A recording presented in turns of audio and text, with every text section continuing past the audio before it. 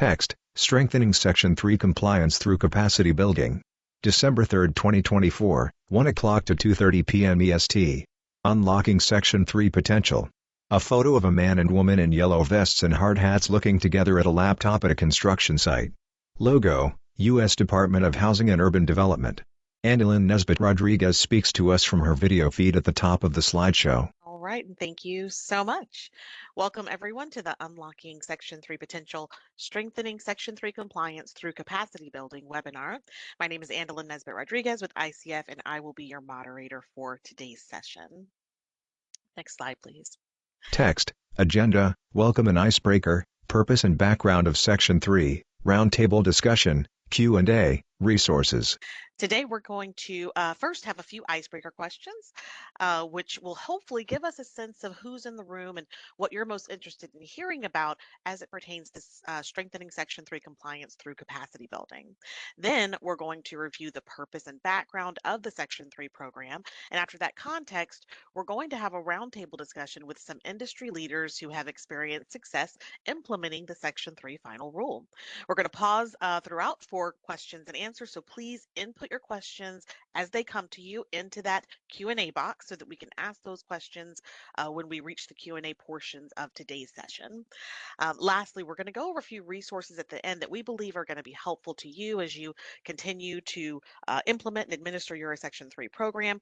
Please know that the materials for today's session will be posted to and available on the HUD Exchange after the webinar series is complete. So with that, let's go ahead and head over to Mentimeter. Let's go to Mentimeter. Grab your phone or desktop. Open a new browser window. Type in monty.com. Enter code 4876-4342. When you are logged in, hit the thumbs up button. A phone screen shows the login page of the Mentimeter mobile site. This is an interactive tool that you can access via your smartphone or your computer browser. Simply open the window on your computer or your smartphone and go to menti.com. That's MENTI.com. Again, MENTI.com. You should see a screen that asks for a code, and go ahead and enter the code that's here on the screen, 4876-4342, to get to today's Mentimeter. And please let me know when you are logged in by hitting the thumbs up button. Then we'll know that you're ready and we can go ahead and begin with today's questions. The question appears across the top of a blank page. Text: What's one hobby you've always wanted to try? Words begin and continue to appear on the screen in different colors. They move as more are added, and some get larger or smaller. Okay, wonderful. And I see a few people with the thumbs up already, and some folks even going ahead and answering the first question. That's wonderful. So the first question today is, what's one hobby you've always wanted to try? What's one hobby that you always wanted to try? And this is a word cloud, so the ones that are people are saying the most are going to be a little bigger. So gardening so far is kind of the biggest there. Let's see, I see kickboxing, archery, scuba diving, rock climbing. I even see fencing. So many great ones in here. Karate, dance, golf. It's wonderful. Someone said flying, and that's mine. I would love to fly a plane, but I don't even know how to get started with that. But wonderful. Okay. Thank you guys so much.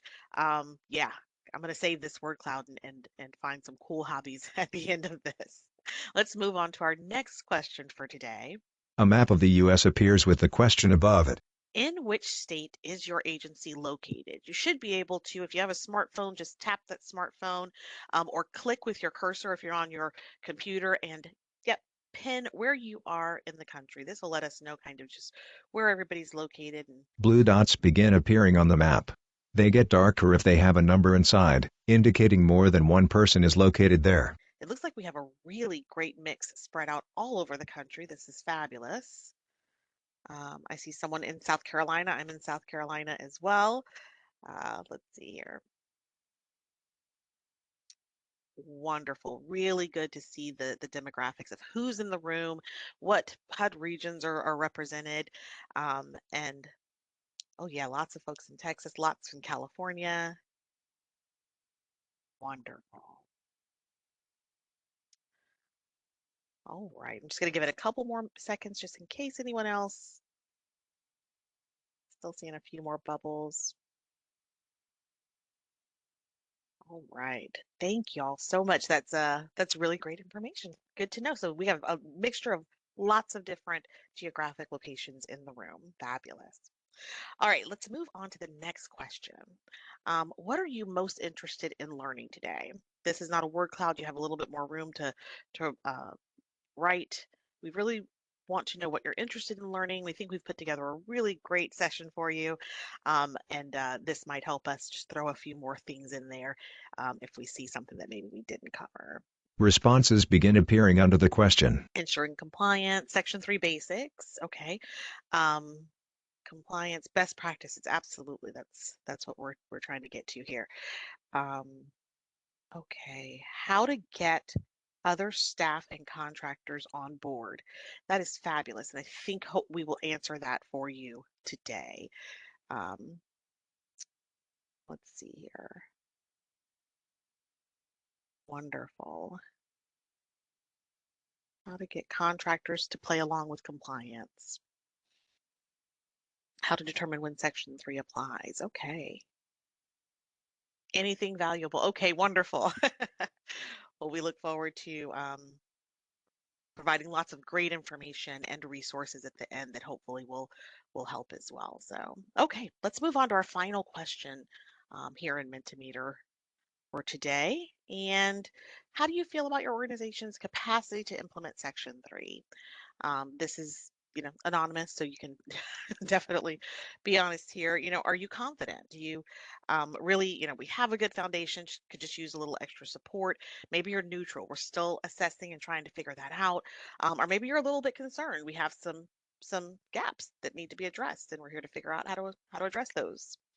A pie chart fills in with three sections: 46% concerned, 58% neutral, and 46% confident. All right. Looks like lots of people are still assessing their capacity, and that's great because this is what this session is about, is strengthening that capacity. Um, Wonderful. All right. Thank you all. Thank you for participating. This is really great information, great for us to know. And we are going to move right along now and dive a little bit into the purpose of Section 3. Text: The purpose of Section 3, to ensure that employment and other economic opportunities generated by federal financial assistance for housing and community development programs are, to the greatest extent feasible, directed toward low and very low-income persons, particularly those who are recipients of government assistance for housing. Section 3 of the Housing and Community Development Act of 1968. Section 3 is a provision of the Housing and Urban Development Act of 1968. The purpose is to ensure that employment and other economic opportunities generated by certain HUD financial assistance shall, to the greatest extent feasible and consistent with existing state, federal, and local laws, and regulations, be directed towards low and very low income persons, particularly those who are recipients of government assistance for housing, and to business concerns which provide economic opportunities to low and very low income people. So that's kind of the overall purpose of Section 3. Every year, HUD invests billions of federal dollars into distressed communities across the country for projects that build and rehab housing, improve infrastructure, and help families achieve stability and advancement. And one way that HUD achieves those goals is through Section 3. So Section 3 is to help keep HUD dollars local and foster local economic development, neighborhood economic improvement, and individual self-sufficiency. So that's kind of why we're in the room. That's the purpose of Section 3. And so with that in mind, there were a number of changes. Sorry, next slide. Section 3, Quantitative Benchmarks. Final rule established new benchmarks for Section 3. 25% of all labor hours must be performed by Section 3 workers, and 5% of all labor hours must be performed by targeted Section 3 workers. There were a number of changes to the Section 3 requirements with the issuance of the Section 3 final rule. And one of those changes was the introduction of quantitative benchmarks that were established. So, in order for a HUD grantee to be in compliance with Section 3, they must meet the quantitative benchmarks and follow the prioritization of effort, which I'm going to detail on the next slide. But the quantitative benchmarks include 25% of all labor hours being performed must be performed by Section 3 workers, and 5% of all labor hours being performed by targeted Section 3 workers. Okay. Now, whether those labor hours are specific to a project or to like a year depends on whether those funds, the HUD funds, came from the Housing Community Development Office or the Public and Indian Housing Office of HUD. So there are resources on the HUD Exchange, lots of previous webinars that can give you more guidance on that. But in general, these quantitative benchmarks are the 25% of labor hours being performed by Section 3 workers and also 5% of the labor hours being performed by targeted Section 3 workers. Text, Section 3, Prioritization of Effort. To the greatest extent feasible, and consistent with existing federal, state, and local laws and regulations, recipients shall ensure that contracting, as well as employment and training opportunities arising in connection with Section 3 projects are provided to Section 3 business concerns and Section 3 workers within a certain order of priority. Now, a moment ago, I talked about the prioritization of effort, right? So to be in compliance, you have to meet those quantitative benchmarks, and by in doing so, following the prioritization of efforts. So that means to the greatest extent feasible and consistent with existing federal, state, and local laws and regulations. Recipients of HUD funding shall ensure that contracting opportunities, as well as employment and training opportunities that arise in connection with Section 3 projects, are provided to those Section 3 business concerns and to Section 3 workers within a certain order of priority. So, again, the order of priority is different depending on whether the HUD funding comes from the HCD side or the PIH side of HUD, offices of HUD. So please refer to those prior Section 3 trainings on the HUD Exchange for more guidance there. Lastly, I want to mention, just for context around Section 3, the qualitative efforts. So next slide, please.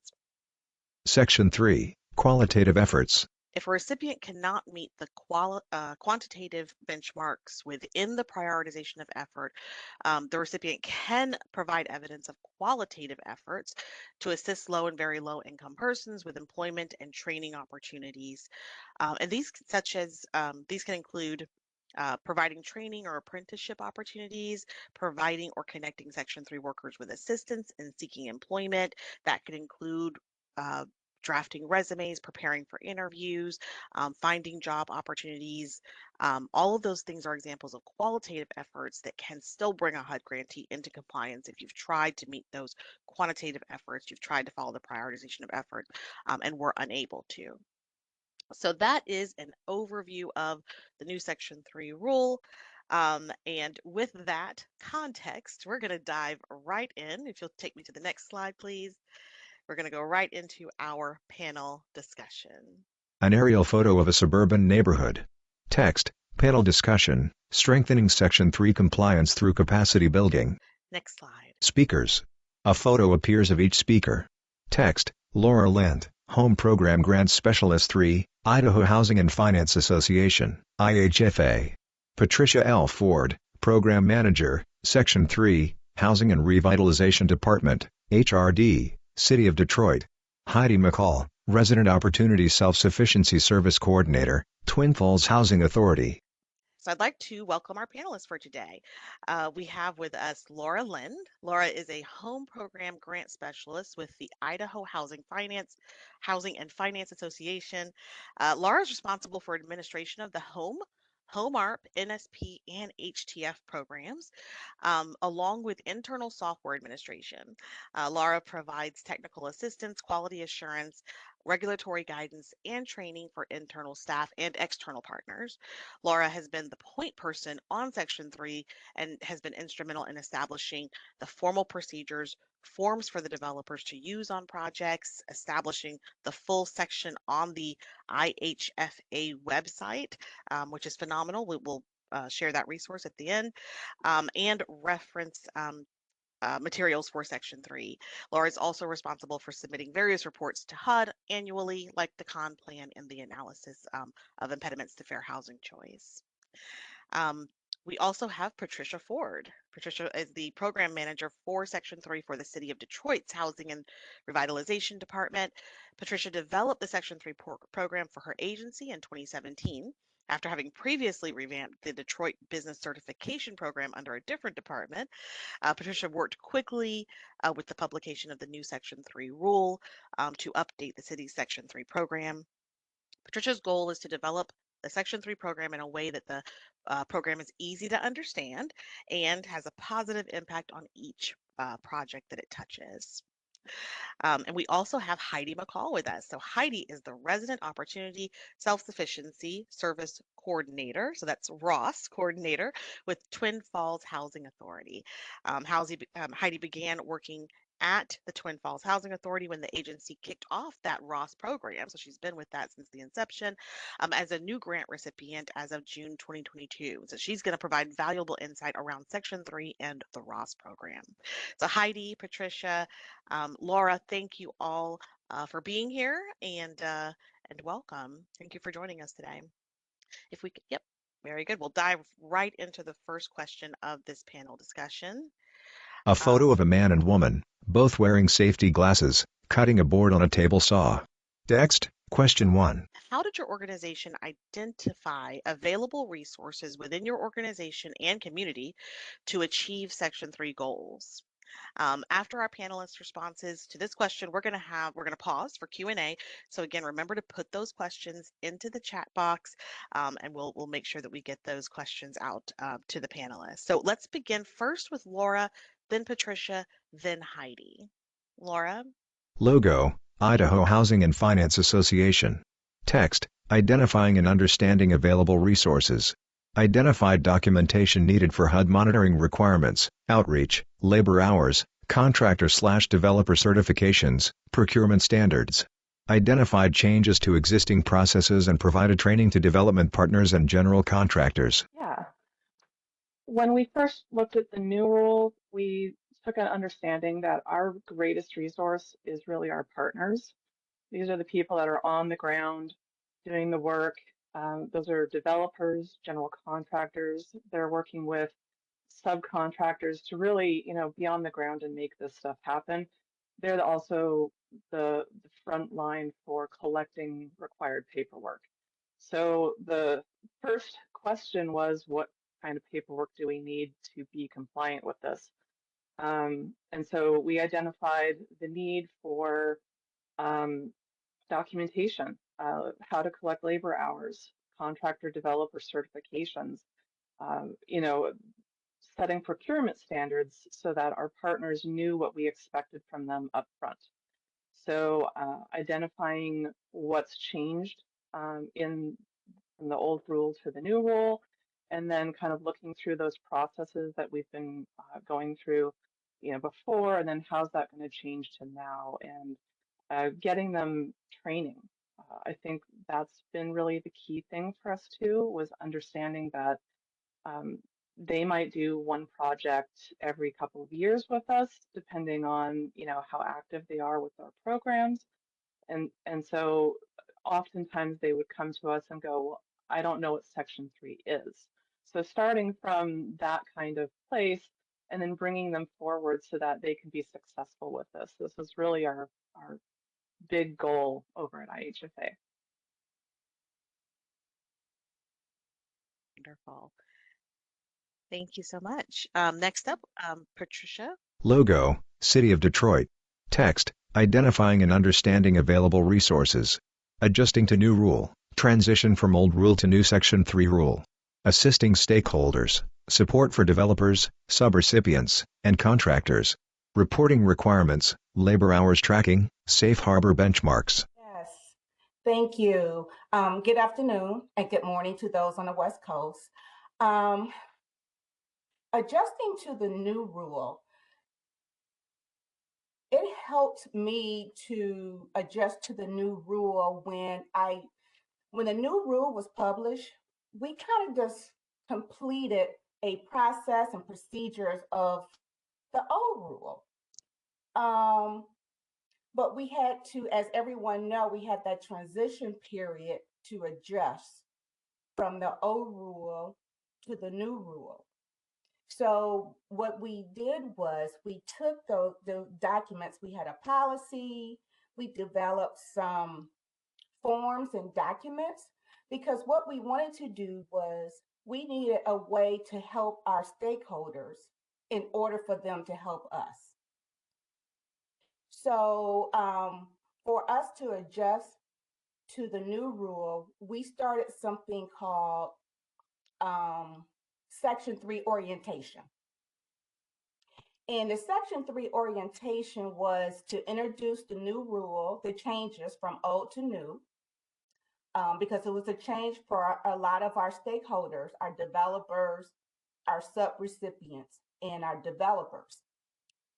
So we wanted to make sure they understood the new rule, and we wanted them to also share with us what do they need from us in order for, as a grantee, for us to help them in order for them to help us, if you will.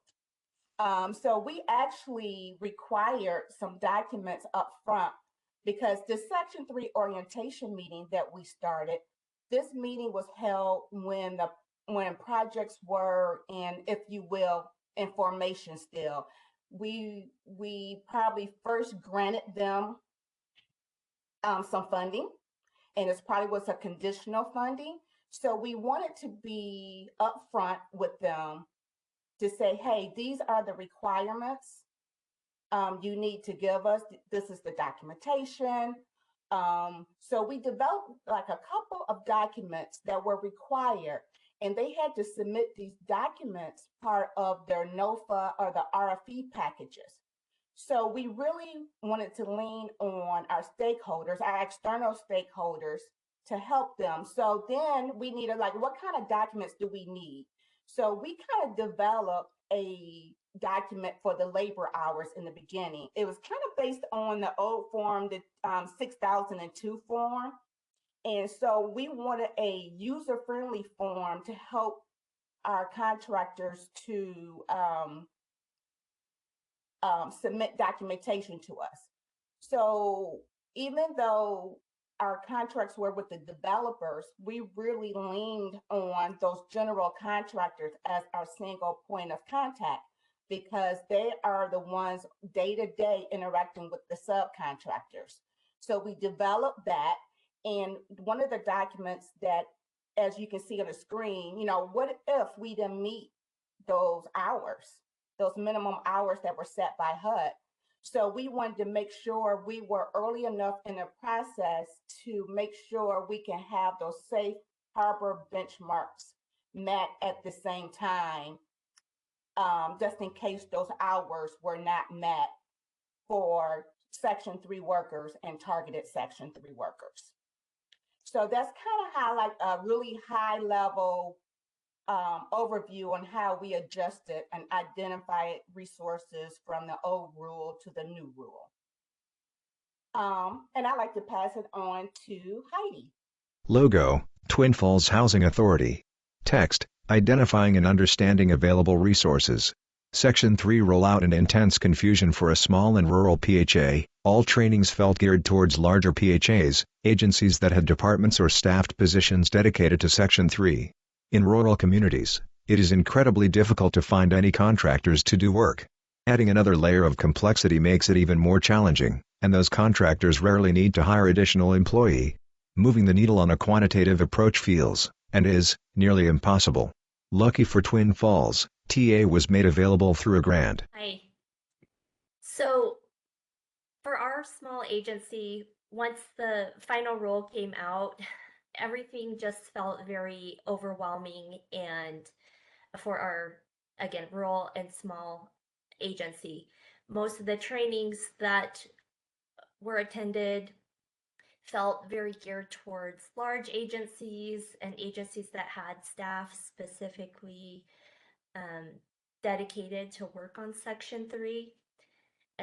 It's already really hard for us to find contractors, let alone adding in more complexity, just made complying with Section 3 with the quantitative measures impossible. And so our state head office let us know that there was a grant for technical assistance, and they helped us apply for that grant, which we received. We then worked with ICF over a series of 4 to 5 meetings to determine what was required of our small agency. We were able to clarify that because we had 250 units or less, that we only had to meet qualitative or best effort. So Andelyn, back to you. Q&A. Please enter your questions into the Q&A box. A photo of a woman in an audience raising her hand. Thank you so much. That is really, really great to know. I'm going to start with you, Heidi, since you since you were Okay. just speaking. All right. About kind of the small PHAs, because you had 250 or fewer units, you are able to just do the qualitative efforts. Have you identified any of those qualitative efforts that that you are considering at this time? Well, yes. And so I think well, um, so yes, we have done several different things. We have done just small efforts by well, I know we were scheduled to talk about that a little later on, but just small things by putting things in our newsletters, putting things in, posting information up in our lobby. Perfect. Perfect. Thank you. And we got a question here. What does Heidi mean when she says 200 or fewer units? I know this is a quick question, but 200 and fewer units, 250 units or less, excuse me. and by that you mean housing So units. yes, housing units. Perfect. Thank you. All right, we've got lots of great questions coming in. Thank you guys so much. I'm going to move on to a question for Patricia now.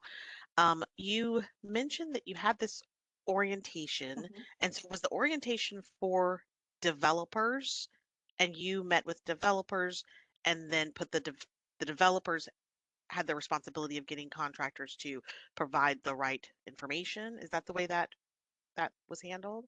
So with our Section 3 orientation meeting, is actually was a meeting with, we met with the developer and their general contractor, because we needed both parties to understand they both are responsible with the requirements that's going to be asked of them. So when we met with them, when we meet with them, and they're, again, they were already awarded some type of funding, and they may be still going through their capital stack and pulling the numbers together for their project. So we wanted to meet early enough because we want to make sure they can get some of that qualitative opportunities performed. So this meeting early on, and we don't do some of it now because some of our general contractors are repeat contractors for some of our projects. So we gave them, like what you did at the beginning of this meeting, the overview of the new rule. And then we kind of broke down of why are we meeting so early, because we wanted them to really make that that greatest extent possible effort of outreach. Like you just mentioned to Heidi, what are some of those efforts? Like, besides us including Section 3 language in all of our contracts, posting at job sites, participating with community groups with job fairs, if there's an opportunity for job fairs, helping reaching out to organizations that's around the project. If they have opportunities, if they're having job fairs to help with resume building, those are some of the things we do in this Section 3 orientation meeting, knowing that we still push for meeting those labor hours. But if we don't meet both of those benchmarks, we have something to say we actually made that effort of those qualitative efforts of outreach. Awesome. Makes sense. Thank you so much. Laura, question for you. How important was it to your organization that you got developers on board with the new rule? I think that was the most important part. Like I said, the developers are right there on the ground doing this, and as Patricia said, they're responsible for getting us the paperwork that, that they followed their developer plan, that they did the efforts to do outreach, that they went out and did bid procurement to make every effort to find Section 3 business concern, organizations, or even go out and hire Section 3 workers, as possible. So it's really that, the relationship with the partners up front and getting them the training so that they know what to do and what's required was really the biggest part. Thank you so much. I have one more question that came in for Patricia. Do you meet with developers and general contractors project by project, or was it a larger meeting and training with all developers and contractors that kind of registered or came in through your NOFA process? Actually, we meet project by project for um, each developer and each general contractor. But we are thinking about doing a overall training and posting it on our website. But right now we are meeting project by project. Wonderful. Okay, thank you so much. Well, I have one more question, and then we'll move on. There's really great questions coming in. Thank you guys. Keep them coming. Um, I'm gonna ask this one question, and then we will move to the next. If a partner does not meet the benchmark, do you require proof of efforts made to reach the benchmark before final payment, or do you check for those efforts during monitoring? Also, are there checkpoints along the way to determine if a benchmark is going to be met? And Patricia, I'll ask you to answer first, and then if anybody else on the panel has anything to add, please do. Actually, all of the above. We highly encourage our projects to do outreach efforts prior to starting construction, but there may also be opportunities throughout the life of that construction because a lot of our projects, larger projects, may be 12 months to 24 months. So as they perform those outreach efforts, they do have to show verification that the outreach effort has been performed. So we receive documentation that those efforts are made along the way. We don't wait until the end of the project. And we try to have them submit, not try, but we have them submit monthly labor hour reports. And it's kind of hard to say if they're going to meet the benchmark efforts by the end of the project because it depends on each stage of the project. It's different contractors that are on board throughout the life of the project. But of course, we know at the end, and hopefully we will have all the documentation by that point of any outreach efforts that have been performed. So kind of monitoring along and along. Yes. And trying to land the plane. Yes. Anyone else on the panel have anything to add there? I guess I can add, Idaho also starts at the beginning. Outreach is not something that you can recreate once the project is built.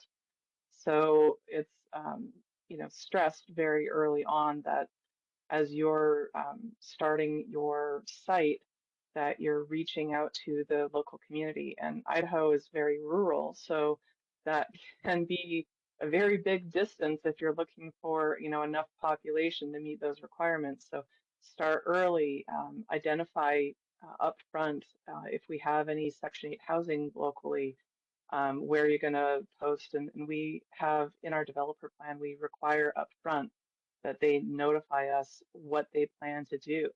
that we have an agreement up front and we collect that paperwork early and often. So again, just like Patricia said, when they come in for a draw, we ask for where's those monthly labor hour sheets? Do they kind of line up with what they just requested for repayment? Uh, there's a lot of back and forth that can happen on that. And you do not want to be trying to chase down a contractor 8 months after they were on the job site to try and get paperwork from them. So get it, up front or right when they're doing that and requesting payment. I like the language early and often. Early and often.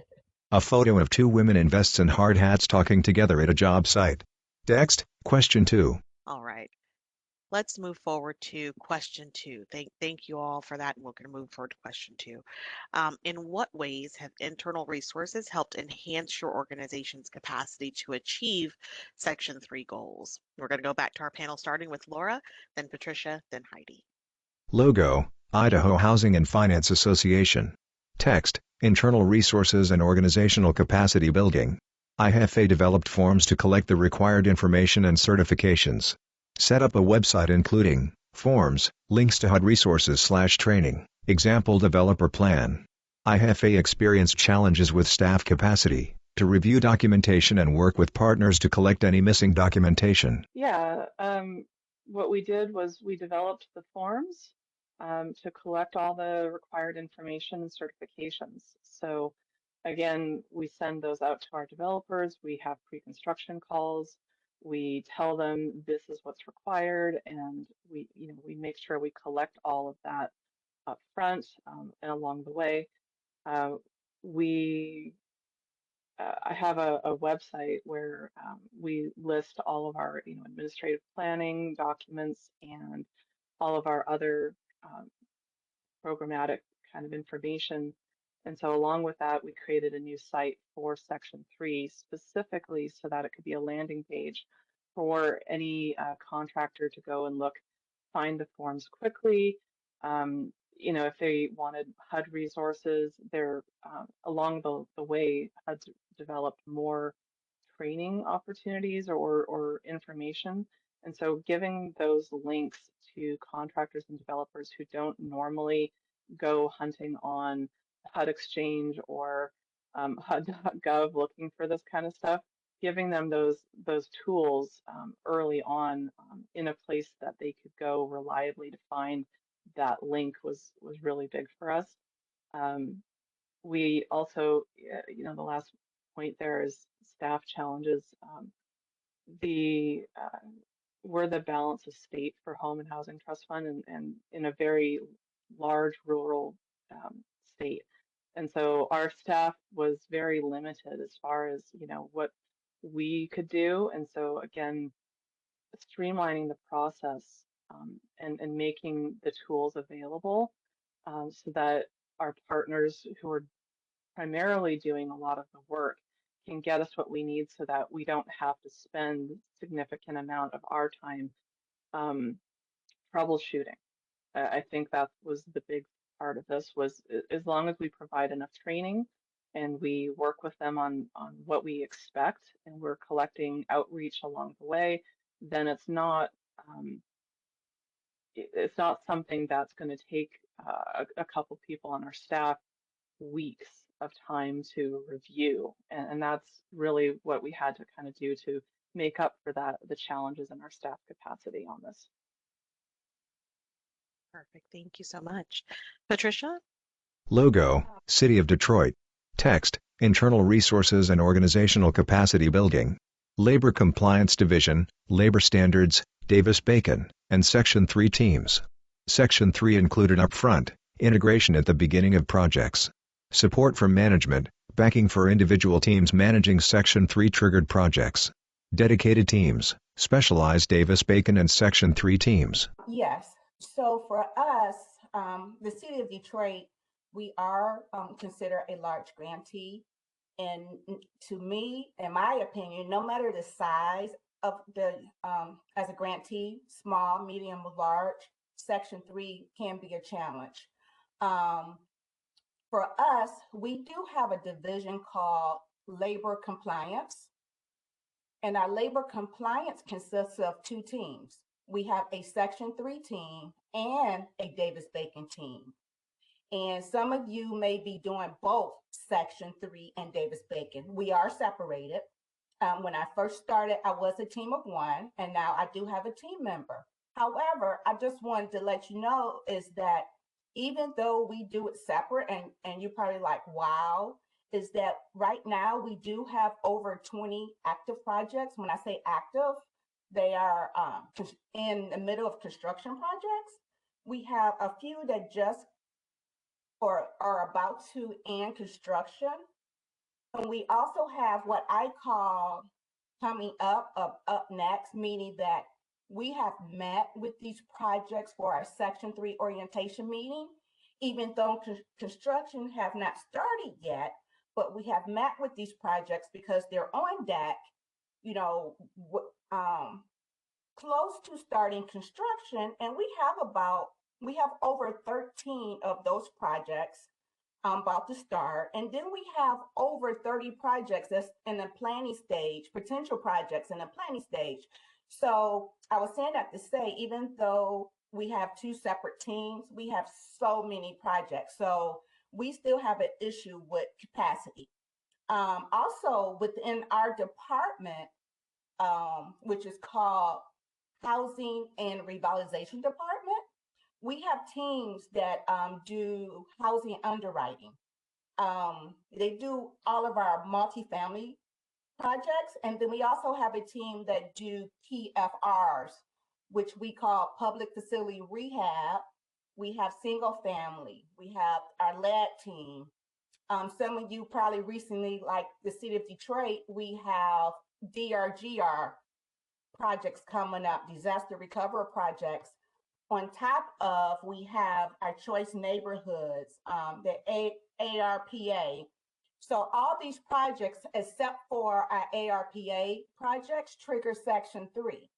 So we still have capacity issues, even though that's what we do, that's the Section 3 portion. And I just wanted to share that the number of projects where just because we have a separate team, we still have a lot of funding that we still have to meet timeliness on a lot of these projects.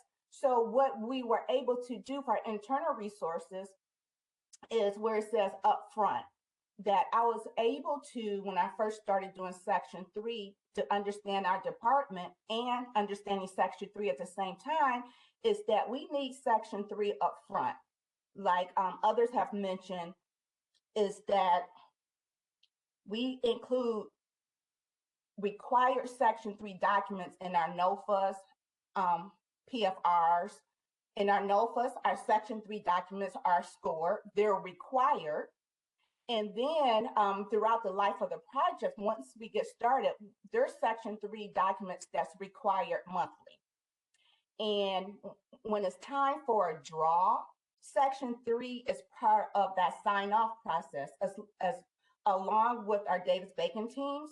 If we feel as though we don't have current paperwork, or if we feel as though we aren't getting responses from our projects, our developer, and our general contractors, we can hold up payments, because we don't want to wait to gather a lot of that documentation at the end of the project. So we remember each one of us are in control of what we receive for Section 3. And since we are part of that draw sign-off process, we can hold payments until we feel as though we got enough documentation to sign off on that draw package for that project.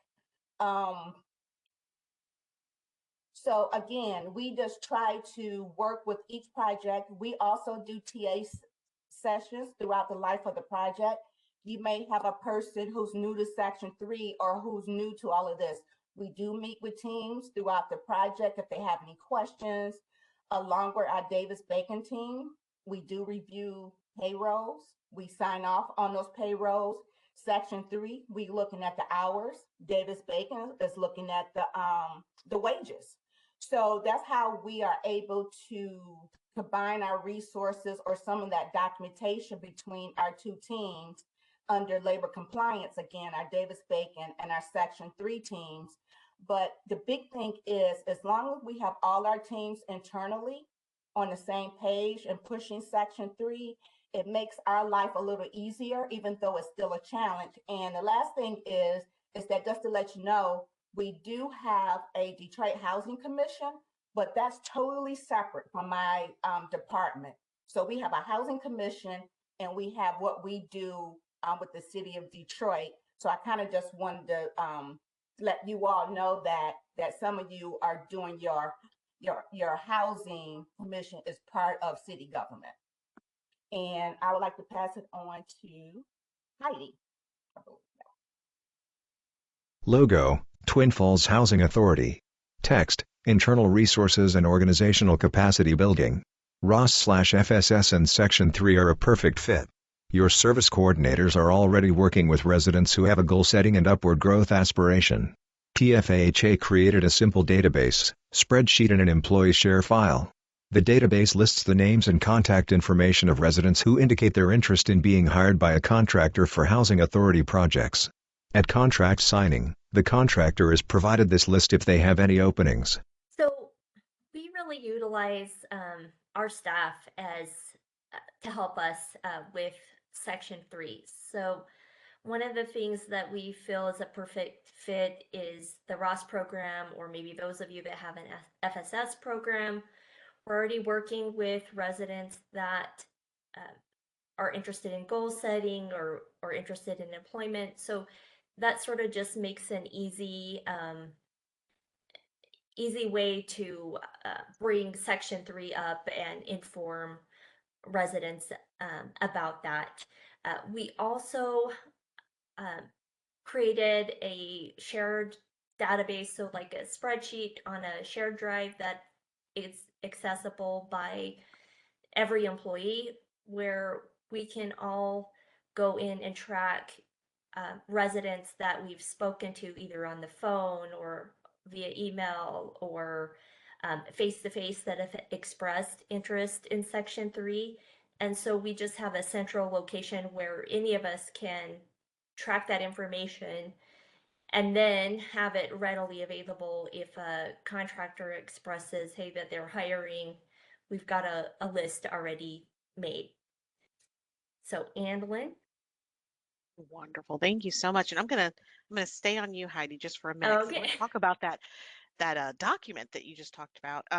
That spreadsheet that all employees can access seems really great, particularly for a smaller PHA with maybe less resources than Detroit or a New York. Or is that like a Google Doc? Not to be endorsing any particular, but how does that work exactly? Is it on your team site or?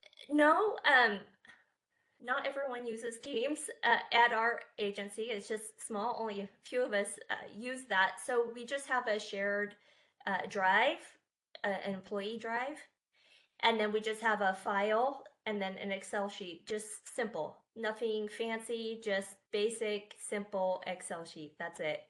Wonderful. And then we can track names and contact information when they say, hey, yeah, I'm interested. Great. Staying on you for just another minute. Okay. Someone asked, with all of the talk about the 150 units, they're confused. What if a project stands alone as one unit? There's a project that they're doing that's completely lead ridden, very expensive project. Does Section 3 requirements pertain? So I just wanted to clarify that for a moment. What you meant by 250 fewer units. Q&A. Please enter your questions into the Q&A box. Well, I would have to refer that question to someone else because that's just the information that was shared with me was that Absolutely. it was the 250 limit or 250 unit like cap. Absolutely. For our definition or whatever. I can clarify. I'm happy to clarify that. So under the new Section 3 rule, if a PHA has fewer than 250 housing units, and they're considered a small PHA, and they should try to meet the spirit of Section 3, should try to meet those quantitative benchmarks and the prioritization of effort. But if they can't, they're okay to just do the qualitative efforts because they're a smaller PHA, and HUD acknowledges that there might be fewer resources there. So that's what we meant by 250 units. That is a designation that you get from HUD as a small PHA that kind of alleviates some of the more stringent Section 3 requirements if you are designated as a smaller PHA. So it doesn't have anything to do with particular projects or whether that project triggers Section 3. It sounds like in answer to this question, if it's a lead Healthy Homes uh, project and more than $100,000 of lead Healthy Homes grant was spent, or if more than $200,000 of HCD funds were spent, or if any amount of public housing funds were spent and they were spent out of particular buckets, the triggering requirements around Section 3 remain the same and would be triggered based on those particular requirements. So just wanted to clarify that. I also want to take just a moment to make another statement. I think that some questions may be coming into the chat box as opposed to the Q&A box. I can see them kind of coming up for a moment and then going away. I can't see them and read them unless they come into the Q&A box, not the chat box. So please do click the 3 buttons at the bottom. On my screen, it's the bottom right, and go to the Q&A box, not the chat box, because we do want to get everybody's questions. Okay, Heidi, thank you so much. Wonderful information. I'm going to circle back now to Patricia.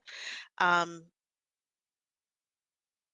you require, you spoke a little bit about getting the, I believe, getting a list of employees and things you do with the developer and the contractor and meeting with the developer and the contractor ahead of time. Do you require a list of all employees and their Section 3 status prior to award to kind of gauge how many folks may be Section 3 or targeted Section 3 workers? And kind of a second part of this question, do you do any further vetting of workers who are certified as Section 3 or targeted Section 3, or do you take the word of the contractor and the developer Yes. when they make the Uh, certifications? we don't require like the general contractor and all the subs to give us a list of all their employees that may be considered Section 3 or not. And that's something, honestly, that we are considering um, to improve on our process for that portion.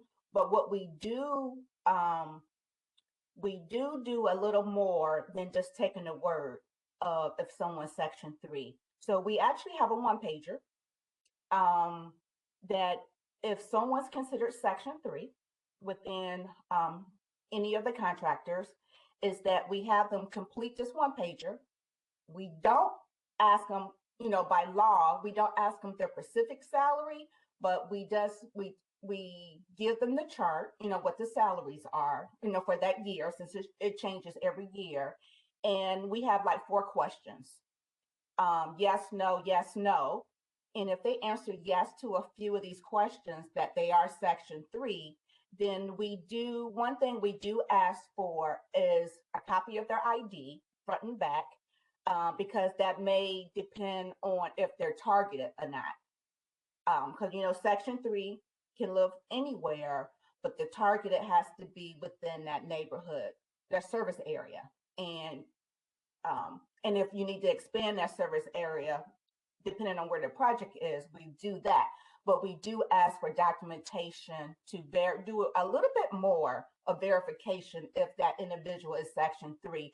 But also, we have been encouraging a lot of our general contractors and our subcontractors that you may have someone on staff that is Section 3. So now we're trying to improve our capacity on helping these contractors to see if they have any employees on staff, because if they hired someone recently, even before they were on this project, they may have met Section 3 at the time of hire.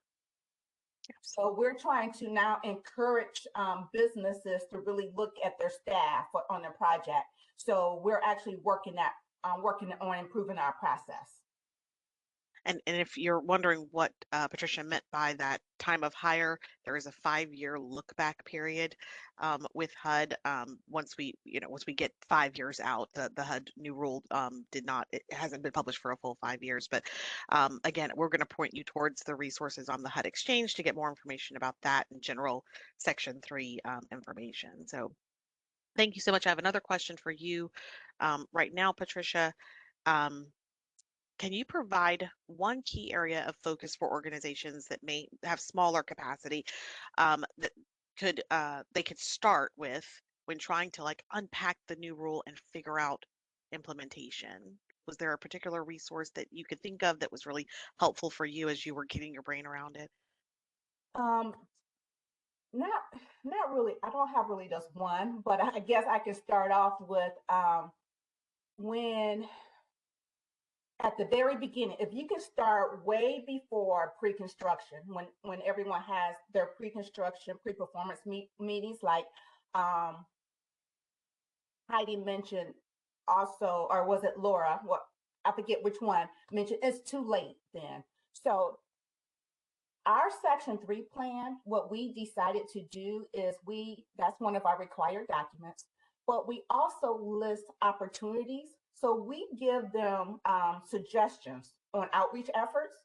We just don't leave it wide open, even though they may have some ideas we haven't had. But that is so important. If you can really get them on board in the beginning for those outreach efforts, that would help you to meet this safe harbor qualitative portion if you don't get those hours. And remember, we have to meet both of the benchmarks set by HUD for Section 3 workers and targeted Section 3 workers. So I guess the one takeaway, if you can really get started at the very beginning when that project is in formation. Fabulous. Thank you so much. Laura, question for you. What is one key component of the Section 3 developer plan that is crucial to helping your organization meet its goals and document compliant? Well, I would say identifying their outreach efforts, and they're going to also identify what method of procurement they're going to go through, depending on the size of the project and all of that. I think that the developer plan up front is the biggest part is making them work through how they're going to be compliant from the get-go. And so identifying that outreach early, where they're going to go and do that outreach. So, what the mile radius is going to be looking like for that project, depending on where that's located. How they're going to solicit smaller businesses or different contractors to come in. That's really the biggest part of the developer plan in general. Just think through the process early. Again, early and often. So meeting with them early and establishing how exactly are you going to do this really helps you and them get on the same page and helps you to see at what points you can come in and kind of monitor along the way, that often piece, because you see what they say they're going to do and you're following them and tracking them to make sure that that kind of was working out. I think if you can do that, then you know what documentation to ask for. Because if they say that they're going to go to job fairs, I think in the trainings that I gave with them, I told them, take a photo. If you've got something on your job site that, is soliciting people to come to somewhere or call somewhere to apply for a job, if you're putting up flyers in housing, looking for workers or whatnot, take a photo of it. Because giving me a printed, a Word document that says, yeah, this is what we put somewhere is not the same thing as taking a photo of the job site with the big piece of paper there saying, here it is proof and evidence that we actually did do this. And that's what we're looking for. Absolutely. Hopefully a laminated copy with the photo. All right. Heidi, one last question for you, and then we will wrap this up. Can you talk about how local government or state organizations receiving HUD assistance can begin to collaborate with ROS and FSS programs to let PHA residents know about Section 3 employment and training opportunities? Well, I know at our housing authority, I help coordinate inf- educational presentations. So that's always, or that's one way, I guess, with us that they would be able to share information. They could just coordinate with me and reserve our community room and come in and give presentations to try to connect with residents that are interested. Beautiful. Perfect. Thank you so much. All right. Thank you all so much for your work on the panel. I know it's rigorous. We're going to move forward now, and we're actually going to take a quick break. An aerial photo of a suburban neighborhood. Text, break. It is 1:56 p.m. here on the East Coast. So let's take a 5-minute break, and then we'll come back and jump right back in. We'll meet back here at 2:01 p.m. Eastern Time.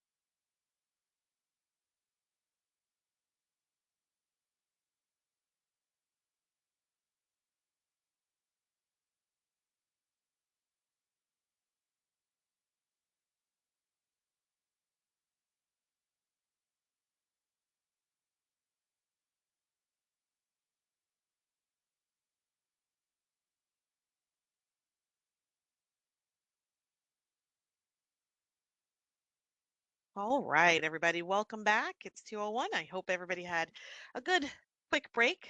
Um, we are going to continue now with our panel discussion. But before we do that, I do want to say that note that we're noticing a lot of really technical kind of Section 3 specific questions in the chat. This webinar is really about capacity building, and our panelists are here to discuss kind of what they've done with capacity building. So we're going to try to answer all of the questions in the chat, but Tiara is going to put in the chat, one of my colleagues is going to put in the chat now the link to the HUD Exchange page on the Section 3 page on the HUD Exchange. There are um, webinars in there. There are office hours, lots of really great information to get those Section 3 specific questions answered. So please do keep the questions coming, particularly if they're around capacity building, and we will try to get everything answered for you. So if we can move forward now, we will go right into our third question for the panel. And welcome back, panelists. Thank you all. Question 3. So our next question here is, in your view, this question is actually just, I'm going to focus this one on Laura. Laura, in your view, how do comprehensive Section 3 plans, policies, and procedures support the achievement of Section 3 goals? And this is kind of a two-part question. So how do those plans, policies, and procedures support the achievement of Section 3 goals? And which specific aspects of your plans, policies, and procedures improve the effectiveness of your Section 3 efforts? Logo, Idaho Housing and Finance Association. Text, Section 3 plans, policies, and procedures. Starting the process early is key. Requiring a developer plan with an application for funding means partners are planning early on how to be compliant. Having the tools/forms available and walking new contractors through the process early. Overview of requirements/training provided in pre-construction calls. Sure.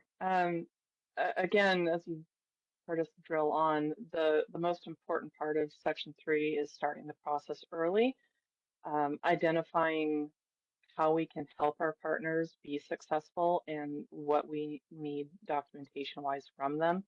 So at the time of the NOFA, we have a minimum threshold requirement that they will include a developer plan telling us what they plan to do as part of the project before they get funding on anything. And how are they going to be compliant? And then having pre-construction calls with them early on to kind of go over the tools that we've developed. So I think it's important to note that one of the tools that we also provide to our partners is a method for contractors, subcontractors to um, calculate out the income of their employees and then self-certify for their employees whether or not their Section 3 were targeted based on the information that they have. We do not, IHFA does not collect, individual workers' personal information. And so one of the provisions in Section 3, it said self-certification. And so we allow our contractors to do that work. They know their employees, they have all of that information. They can certify, get us the paperwork early about what that's going to look like, and make our job is just to make those tools available. And that is really kind of the heart of plans, policies, and procedures is helping our partners identify early what we want, giving them the tools to be successful, identifying how often they're going to be providing us that information. A lot of the questions that I've gotten along the way have been, you know, how do we make this easier? Or they're new to Section 3 entirely, and they don't know what it even means, especially in some of the smaller communities. We do some single family construction, and when you go in to do one home or just a couple in a smaller community, you may be working with people who have no idea what that is. They've never heard of low, AMI for income qualification on Section 3. And so giving them forms and saying, here's exactly where you need to go to find that information for your area. These are your workers, you tell us that back, and just make it as simple as possible on them and us when we have to collect that paperwork at the varying stages. And our internal staff understanding what they need to do in order to work with their partners is also part of that, having internal policies and procedures as well, so that they're understanding what they need to be communicating to our partners. Wonderful, thank you. And you mentioned a couple of forms, and I know again we're going to put your the link to your website in at the end under resources because you have phenomenal forms. But you have a form that will help the contractors kind of figure out the income for workers.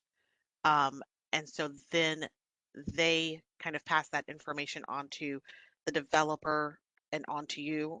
And that's kind of the process and the way that works. So the contractors, whether it's the sub, the general, anyone who's collecting labor hours, they need to verify their staffs. Um, so they need to certify in their own records whether somebody on their staff that's going to be charging time to a project is or is not Section 3 or targeted Section 3. And then we provide them, the contractors, a labor hour certification form where they can fill that out as often as they want, whether that's a weekly, monthly, you know, along with their request for repayment. um, they fill out that form and certify that those hours are true, whether they are or not Section 3 worker hours included on there. So they self-certify that, they turn that over to the developer. Our developers are then kind of bringing all of that together for IHFA. And we also have a spreadsheet out there where we have the developers actually bring all of the draw or the weekly or monthly information on labor hours together. We don't, again, ask for necessarily the names of the employees, but um, we do ask for like employee number or whatever so that we can track it's the same person along the way. And that kind of, again, puts that ability for the subcontractor, the contractor, they can manage the verification. I'll take them at their certification on all of the information, and then they pass that on to us. So on a, like, let's say on a draw, if we're going to get them monthly, they're going to turn in the draw for what they want reimbursed for. Here's the list of all of the contractors that worked, who are looking for reimbursement. And then here's all of the contractor certified labor hours in the forms that we provide. And, we also on the form, we have it identified for area median income. So like, let's say, for instance, and try not to go too much in the weeds, but let's say we're doing a project in southeast Idaho, and they have workers coming in from Salt Lake, which could happen. Helping our contractors understand that you're looking at the area median income for where the actual worker lives. And so they could be turning in lots of different forms depending on where, they live, the change in area median income for that individual. That can make it really complicated, but I think if you fill out and you calculate whether or not they are Section 3 targeted Section 3 upfront, and then as a contractor, you have that information, then you're really just looking for payroll and filling out the forms, and that can streamline as long as you know what's expected. And that's really the heart of all of it. Exactly. So you've got this developer plan and you're meeting early and you're figuring out everything and then you've really streamlined this. So I see a question that came in and it kind of mimics a couple of other questions that I've seen throughout the chat. So I won't read it directly, but basically um, expressing that some contractors may be frustrated with having to deal with these additional rules and regulations. And so my question for you is, did you find that implementing the developer plan, and particularly these particular forms that you have on your website, and the answer may be no, but was there a time that before you had all of that, that you were dealing with contractors? Was there a time before you had that you were trying to kind of implement the new rule, but you didn't have all of that already ironed out? And if so, how did having the developer plan and the forms on the website and being able to point them to everything kind of smooth out those wrinkles, if at all? Did that make contractors more at ease and able to do the projects? That first year, I'll call it the wild, wild west because we were doing our best. There wasn't a whole lot of HUD guidance going on at that time. We still had the opportunity portal back then, and so trying to educate, I think it was the biggest key for that first year. Educating ourselves on what we needed, educating our partners on how to be compliant, the kind of paperwork. And yeah, we still bump into issues specifically with smaller contractors who, you know, for anyone out there, Idaho has been booming when it comes to construction work and housing. And so convincing somebody who can go anywhere else for work and not have to deal with that paperwork to come and do the work on low income housing and to take that on, that's been the challenge. And convincing them that they not only want to do the kind of work that we're all out there trying to do for our communities, um, but to learn all of these processes. That's been a challenge throughout the whole thing. I think the first years we were a little stricter on our developers and contractors, and we've kind of loosened up a little bit. And that's just been learning as more guidance has come out, like what what can we do, and then they've also gotten more comfortable with what we're requesting. Thank you so much. Two men wearing aprons work together on a laptop on a work table. Next, question 4. All right, we're going to move forward to the fourth and final question for our panel today. Um, what qualitative efforts does your organization undertake, and how have partnerships contributed to the effectiveness of these efforts? I know we spoke a little bit about this earlier, but diving back in and seeing if you can provide a little bit more information. What qualitative efforts does your organization undertake, and how have partnerships contributed to the effectiveness of these efforts? So starting with Laura, and then going to Patricia, um, or Heidi, rather, Laura and then Heidi. Thank you. Logo, Idaho Housing and Finance Association. Qualitative efforts. IHFA went into the new requirements understanding previous issues, meeting the objectives with the old rule, and focused on qualitative efforts from the start. Training and conversations with partners happens early.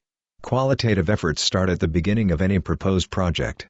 Cannot go backwards and recreate, so we require outreach and bid procurement is done at the start. Okay, so IHFA themselves, so I have on my website, and you may look at that later. Actually, specifically when the opportunity portal kind of went down, we were looking at how can we also aid our partners in getting information out there and giving them kind of a landing page to push out, here's what's kind of going on in our partnerships with them. And so on our website, I have a job opportunities, and we will from time to time post up and coming projects and give our developers an opportunity to kind of put out a page that says, we're doing this, we're in this area, and come and find us if you're looking for work. So that's kind of on our part. And then qualitative efforts is focused primarily on training, having those conversations early, early and often. When they apply, when we go to give them funding awards, conversations about what they turn in on their developer plan. Like if they say we're going to do this or this, maybe having a conversation. Well, we'd really like you to also try this, or can we not just do one or two things? Can we expand what qualitative efforts looks like so that you can reach more people? So we have a better, I think I'm going to stop and also say we understand very few of our projects we're going to meet benchmarks. It's really difficult to find um, workers uh, in general. Labor has been really difficult. And so understanding that from the get-go, we're probably going to have to rely on qualitative efforts um, as our means to kind of communicate to HUD on what we've been doing. And so having that training, the conversation, collecting the documentation up front, that has been our goal throughout this is, getting that understanding of what this is and then collecting that documentation. And like I said, again, you can't go backwards. You cannot um, go back to when it was just dirt on the street and say, hey, we've now done outreach to find low-income workers or Section 3 workers in the area. The project's built and we have no labor hours to give them, but now we're going to go do outreach. It doesn't work that way. Um, so starting it early and expressing that it has to be early, and then like Patricia said, some of our projects take 2 years. So just because they got hired up front and you collected your paperwork up front on those early efforts doesn't mean that as opportunities come up throughout the project site, maybe you switch contractors. So, helping our developers and our general contractors understand that if they have to switch to a new contractor mid-project, that they need to do those qualitative efforts again. They need to do that outreach again to help fill those positions as best they can. Thank you. Heidi? Logo, Twin Falls Housing Authority. Text, qualitative efforts. A small agency and best efforts, the qualitative approach. PHA includes a Section 3 work opportunity section in their quarterly newsletters.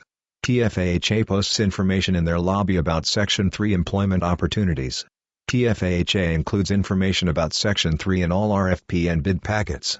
When TFHA has pre-construction meetings with contractors, TFHA educates them on Section 3. TFHA has developed a partnership with the Department of Labor and works with residents to post their resumes on their website. So again, we're focusing on best effort approach. So we just so far have focused on just simple things. As I mentioned earlier, we include information about Section 3 in all of our quarterly newsletters. We have information about Section 3 posted in our main office. We also include Section 3 information in our request for proposals and bid packets. When we meet with contractors, we educate them about Section 3. And just a quick partnership, we've got contacts at the Department of Labor. So when we do have residents that have expressed interest in needing assistance with resumes or job search or job training, we're able to direct them and refer them out to our local Department of Labor to assist them with those things. Thank you so much. So now if I could have all three panelists back on, I have just a few more questions here. Q&A. Please enter your questions into the Q&A box. If you could provide one word of advice for organizations just trying to figure out implementation of Section 3, what would it be? And I want to start with Patricia, and then Heidi, and then Laura. I would say having documents and forms. You wanted to make it as easy as possible for your stakeholders to respond to what you're requesting. But if you have the tools for them to respond, it would make it easier for them, which would make it easier for you. Absolutely, thank you. I would say brainstorm with your staff, especially if you're a small agency. They might help generate ideas, or they might have simple ways that you can show a best effort or something they can implement easily without having to agonize over what to do. It could be just something simple. Thank you. And Laura? I could literally mirror Patricia. It's having forms available and trying to make this as easy as possible for them to understand what's required and what we need to all be successful at this. Wonderful. Thank you all so much. This has been a really great conversation, and I would appreciate you being here and sharing your insights as people who are doing this and doing it well. If we can move forward to the next slide, here are some resources that we hope will help everyone um, on their Section 3 journey. Resources. IFA Section 3 Resources, https://www.idahohousing.com/federal-program/section-3. HUD Section 3 Resources, https://www.hud.gov/section-3. HUD Exchange Section 3 Resources, https://www.hudexchange.info/program/section-3. Do you have technical Section 3 questions? Ask a Section 3 question, https://www.hudexchange.info/program-support/my-question. Do you need more in-depth technical assistance? Request in-depth program assistance, https://www.hudexchange.info/program-support/technical-assistance. We have talked about this a lot of times, but Laura's agency, Idaho Housing Finance um, Administration, I think, or Authority. Association. I apologize. IFHA. This is the link to their resources, and I think Tiara is going to put that into the chat now so you can grab it. Lots of really phenomenal resources there that takes you directly to that Section 3 page, and you can see the examples of so much that Laura has talked about today, and maybe it will help you to not recreate the wheel, to kind of have some of those at your fingertips. Also, there's Section 3 guidance on HUD.gov, of course, and so we point you to that. And then Section 3 resources on the HUD Exchange. And there's lots of, again, there are webinars, there are office hours where people ask questions, similar to a lot of the questions that were asked today. There are forms, sample forms and templates that you can use there. So hopefully that provides a lot of resources for everyone. If you have technical Section 3 questions, there's the Ask a Question desk. So you can submit your question through that AAQ portal, and someone will respond with an answer to your question, or respond and ask you for a little bit more information so that we can answer your question. For more in-depth technical assistance, you can request that in-depth program assistance for your organization.